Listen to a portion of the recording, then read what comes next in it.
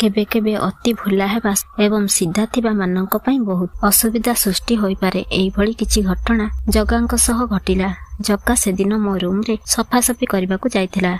दर्शक बंधु मो ना नीलिमा। मोर बयस प्राय 44 रु 45 वर्ष थिला। मो बाथरूम रे गाधौथिली। सेई समय रे जगा सफा करुथबा बेले मो तकिया हटाइथिला। ता तळे गुटी विचित्र जिंस जगा देखिला, जाहाकू जगा पूर्वरु केबे देखि नथिला। से देखुथिला एक रबर र खेलना परी जिंस थिला, जाहा साहाय्य रे मो मोर एकुटियापण को दूर करबा पई रखिथिली। आपण बुझी पारुथिबे मु कोन कहूची। गोटे नकली घोड़ा जगा हाथ रे थिला। से एहाकू तळ ऊपर करी देखि भाबुची ई कोनटा। जगा तार आकार देखि बुझिबाकू चेष्टा करथला, किंतु ताकू देखिबा परे से आश्चर्य होइथिला।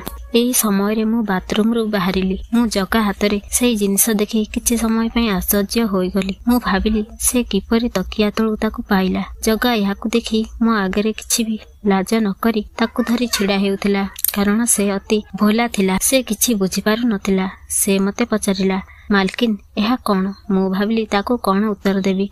मु कहिली, कांकी तुमको देखा जाउनी कि कोन? से कहिला, मालकिन एहा देखिबाकू अजब लागुची, किंतु एहा एमिति कोन? मु एबे तार सबु मजा नेबाकू मनरे भाबिली। मु कहिली, तुमको किपरि लागुची? से कहिला, देखिबाकू एहा लिंग भली लागुची। मु कहिली, हां जेपरि भाबुच सेही परि ही। तापरे जगा पचारले, मालकिन एइटा काहार? एहा सुनी मु जोरे हसी पड़िली। कहिली, पागल एइटा काहार हेबो? एई केउ शरीररु आसीबा असंभव नहे, एइटा रबर। से कहिले, अच्छा मालकिन एइटा एठारे काहे रहिची? एइटा कोन व्यवहार हेउची? मु मुंडरे हाथ देई कहिली, अरे पागल मु किपरि बुझाइबी? तुमे जेमिति प्रश्न करूच एहा संभव कामरे आसे।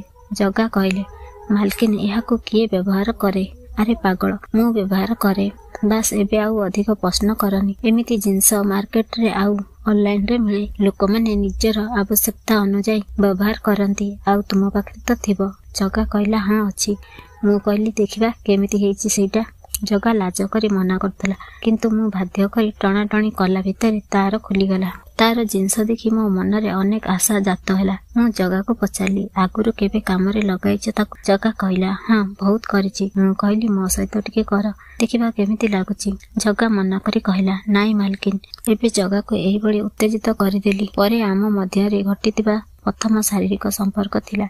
एई संपर्क एठी शेष होई नथिला। एहा परे मो सहित घटना हेबा परे जगा को अनेक स्थान रे किपरि काम करिबाकू पड़िला एवं से किपरि अनेक समस्या रे पड़िला, सेतिरु किपरि मुक्ति पाइला, सब विवरणी जणाइबी। सांग माने वीडियो को लाइक करंतु एवं कमेंट करबाकू भूलंतु नाही।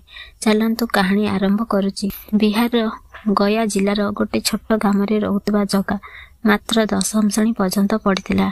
से एक सरल मनीष गाँव रे चाषबाड़ी किंबा मजूरी काम करुथिला, किंतु तार आर्थिक स्थिति भल नथिबारु से तार मांक सह कथा होला। तार मामा मुंबई रे रहुतिले आउ आम घरे माली भाबे काम करुथिले। से जगा को कहले, तू एठाकू आस, मु तते काम देबी। जगा मुंबई आसिला। मुंबई र चकाचक देखि से भयभीत होई जाइथिला। सेतेबेले मामा मो स्वामी सह कथा कले एवं जगा को चाकर भाबे आम घरे रखाइले। घरर समस्त काम करिबा पई जगा को गोटे रूम दिया जाइतिला।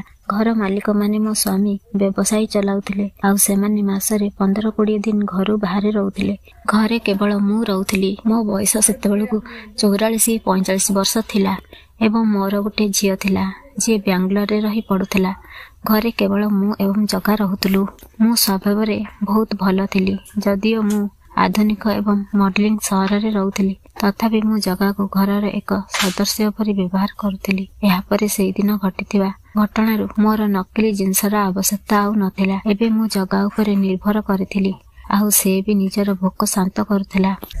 जगा मध्य विश्वासी चाकर भाबरे मोर सेवा करुथिला।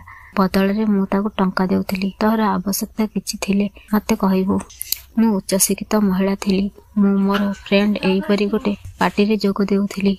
गोटे दिन मो घरे गोटे पार्टी थिला। मोर 3 जण फ्रेंड आसिले। समस्ते मजा करुथिले, खाइले और पीले। सेही समय रे जगा काम रे व्यस्त थिला। मोर जणे सांग सीमा से जगा को नजर पकई सारिथिला। से किछि कथा हेबा पई किचन को जाई जगा सह कथा हेबा आरंभ कला। से जगा सहित मजा करुथिला। सेही समय रे मु जाई सेठी पहुंची गली। सीमा मते कहिला, एई चाकर तो भलो हिची, मते टिके दे, मोर टिके सेही काम करि दउ।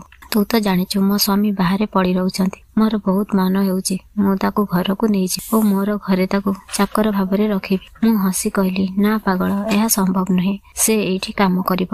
ସୀମା କହିଲା, ମତେ ଟିକେ ସାହାଯ୍ୟ କର। ତୋର କଣ ଯାଉଛି? ମୁଁ ତାକୁ ଟଙ୍କା ଦେବି, ତୁ ତା ସହିତ କଥା କର। ସୀମାର ଏଇ କଥା ଶୁଣି ମୁଁ ଜଗାକୁ ଏଇ କଥା ପଚାରିଲି। ସେ କହିଲା, ମାଲକିନ କଣ କହୁଛ? ମୁଁ ତୁମ ସହ କରୁଛି ବୋଲି ସମସ୍ତଙ୍କୁ କରିବି? ମୁଁ କହିଲି, ହଁ, ଅସୁବିଧା କଣ? ସେ ଟଙ୍କା ଦେବ କହୁଛି, ଆଉ ସେ ବି ମୋର ପରି ସୁନ୍ଦର। ତୁମକୁ ବି ମଜା ମିଳିବ ଆଉ ଟଙ୍କା ମିଳିବ। ଜଗା ଆଗରୁ ଗାଁରେ କେତେ ଗାତ କରୁଥିଲା, ତାର କଣ ଯାଉଛି? ସେ ରାଜି ହୋଇଗଲା। ସେ ଦିନ କିଛି ଆଉ ହୋଇପାରିଲା ନାହିଁ। ପରଦିନ ମୁଁ ବାହାରେ ବସିଥିଲି। ସୀମା ଆସି ପହଞ୍ଚିଲା। ମୁଁ ବାହାରେ ବସି ସେମାନଙ୍କୁ ଘରକୁ ଯିବାକୁ ଦେଲି।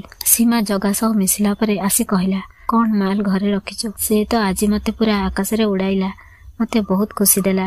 ଏମିତି ଆଜି ଯାକେ ଅନୁଭବ କରିନଥିଲି। ତୁ ତାକୁ ମତେ ଦେଇଦେ, ମୁଁ ତାକୁ ମୋ ଘରେ ଚାକର ରଖିବି। ମୁଁ କହିଲି, ନାଇଁ, ସେମିତି ହୋଇପାରିବନି। ସେ ଏଇଠି ରହିବ। ସୀମା ଚାଲିଗଲା, କିନ୍ତୁ ସୀମାକୁ ଜଗା ଦେଇଥିବା ମଜାକୁ ସେ ବାର ବାର ନେବାକୁ ଚାହୁଁଥିଲା। ସେ ମତେ ସବୁବେଳେ ସେଇ କଥା କହିବାକୁ ଲାଗିଲା। ଜଗା ଠାରୁ ମଜା ମୁଁ ପାଉଥିଲି, ସେଥିପାଇଁ ମତେ ସୀମାର ଏଇ କଥା ଭଲ ଲାଗୁନଥିଲା।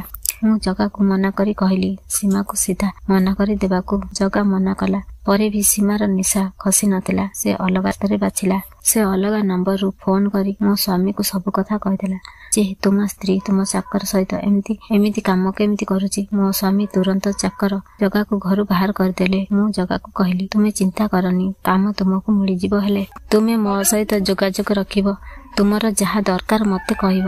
ଯେତେବେଳେ ମୁଁ ଡାକିବି ଆସିବ, ରାତି ହେଉ କି ଦିନ। ସୀମା ଯେତେବେଳେ ଜାଣିଲା ଜଗାର ଆଉ କାମ ନାହିଁ, ସେ ଜଗାର ମାମୁଁ ସହିତ କଥା ହୋଇ ମାମୁଁକୁ ଟଙ୍କା ଦେଇ ଜଗାକୁ ଘରେ ରଖିବାକୁ କଥା ପକ୍କା କରିଦେଲା। ଜଗା ଜାଣିନଥିଲା ଯେ ସେ ସୀମାର ଘର ବୋଲି, କିନ୍ତୁ ସେ ମାମୁଁକୁ ମନା କରି ପାରିଲା ନାହିଁ। କଣ କହି ମନା କରିଥାନ୍ତା? ସୀମା ଜଗାର ଭଲରେ ଦିନ ରାତି ସେବା ନେଲା, କାରଣ ଘରେ ଆଉ କେହି ନଥିଲେ। ଏମିତି ସୀମା ତାର ସାଙ୍ଗସାଥି ସମସ୍ତ ସହିତ ଜଗାକୁ ଲଗାଇଦେଲା। ଜଗାକୁ ଗୋଟେ ଖେଳନା ପରି ବ୍ୟବହାର କରି ଚାଲିଲେ। ଜଗା ଚାହିଁବି ସେଇ କାମରୁ ବାହାରି ପାରିଲା ନାହିଁ, କାରଣ ସୀମା ତାକୁ ଧମକ ଦେଇ କହିଲା, ଯଦି ତୁ ଯିବା କଥା କହିବୁ ତତେ ମିଛ କେସରେ ଫସାଇ ଦେବି। ମୋ ପାଖରେ ଏତେ ଟଙ୍କା ଅଛି, ତତେ ଜୀବନ ସାରା ଜେଲ ଭିତରେ ରଖିବି, ବାହାରକୁ ବାହାର କରାଇ ଦେବି ନାହିଁ। ଜଗା ବିଚାରା ଡରି ଯାଉଥିଲା। ଦିନେ ଯାହା ଯେମିତି କରି ଜଗା ଆସି ମତେ ସବୁ କଥା କହିଲା। ମୁଁ ତାକୁ କହିଲି, ମୁଁ ଯେମିତି କହିବି ସେମିତି କରିଚାଲ, ମୁଁ ତ ପଛରେ ଅଛି। ଗୋଟେ ଗରିବ ଗାଉଁଲି ପିଲା ମୋ ପାଇଁ ଆଜି ଫସି ଯାଇଛି। ମୋର କହିବା ଅନୁସାରେ ଜଗା ସେମିତି କଲା। ସେଇଦିନ ସୀମା ପୁରା ନିଶାରେ ଜଗା ସହିତ କରିବାକୁ ଚେଷ୍ଟା କଲା, କିନ୍ତୁ ଜଗା ମନା କରିବାରୁ ଜଗାକୁ ଥାପଡ଼ ମାରି ଯେତେ ଚେଷ୍ଟା କଲା, ଜଗା ମାନିଲା ନାହିଁ। ରାତି ଯାହା ଯେମିତି କଟିଗଲା। ସକାଳୁ ଜଗା ଦେଖି ଘରେ ପୋଲିସ ଆସି ଜଗାକୁ ସୀମା ସହିତ ଜୋର ଜବରଦସ୍ତ କରିଥିବା ଅଭିଯୋଗରେ ଥାନାକୁ ନେଇ ତା ସହିତ ମାରପିଟ କରିଲେ। ଜଗା ଆଗରୁ ଜାଣିଥିଲା ଯେ ତା ସହିତ ଏମିତି ହେବ। ସେ ଚୁପ୍ ଥିଲା। ତାପରେ ଯେଉଁ କାମ ଥିଲା ମତେ କରିବାର ଥିଲା। ଥାନା ଜଗାର ବକିଲକୁ ଦେଖି ସମସ୍ତେ ଆଶ୍ଚର୍ଯ୍ୟ ହୋଇଗଲେ। ଗୋଟେ ଗାଉଁଲି ଗରିବର ବକିଲକୁ ଦେଖି ବକିଲ ଆସି ଗୋଟେ ଭିଡିଓର ଅଧିକାରୀ ଦେଖାଇଥିଲେ। ଭିଡିଓ ସେଇଦିନ ରାତିରେ ଥିଲା। ମୁଁ ଜଗାକୁ କହିବା ଅନୁସାରେ ଜଗା ଆଗରୁ ମୋବାଇଲ ଲୁଚାଇ ରଖିଥିଲା। ସେଇ ଭିଡିଓ ଦେଖି ସୀମାକୁ ଥାନାକୁ ଡକାଗଲା। ଏମିତି କଥା ବାହାରିବାରୁ ସୀମା ମୋ କଥା ବି ଥାନାରେ କହିଲା ଯେ ଜଗା ସହିତ ମୋର ବି ସମ୍ପର୍କ ଅଛି, କିନ୍ତୁ ଜଗା ଏଇ କଥାକୁ ସିଧା ମନା କରି କହିଲା, ଏଇ ମାଲିକାଣୀ ବହୁତ ଭଲ। ମୁଁ ଜଗା କହିବା ଅନୁସାରେ ବାହାରି ଆସିଲି। ପରେ ପାଖପାଖ ଲୋକ ଏଇ ବିଷୟରେ ବହୁତ ଆଲୋଚନା କଲେ। ହେଲେ ମୋ ପାଇଁ ଗରିବ ଲୋକଟି ଆଜି ଶାନ୍ତିରେ ଜୀବନ କାଟୁଛି। ଜଗା ପାଇଁ ମୁଁ ଆଜି ବି ପାଗଳି। ଦିନେ ଦିନେ ମୁଁ ତାକୁ ନେଇକି ହୋଟେଲ ଯାଏ। ତ ଦର୍ଶକ ବନ୍ଧୁ, ଏଇ ଥିଲା ଆଜିର କାହାଣୀ। କେମିତି ଲାଗିଲା କମେଣ୍ଟ କରି ଜଣାଇବେ। ଧନ୍ୟବାଦ।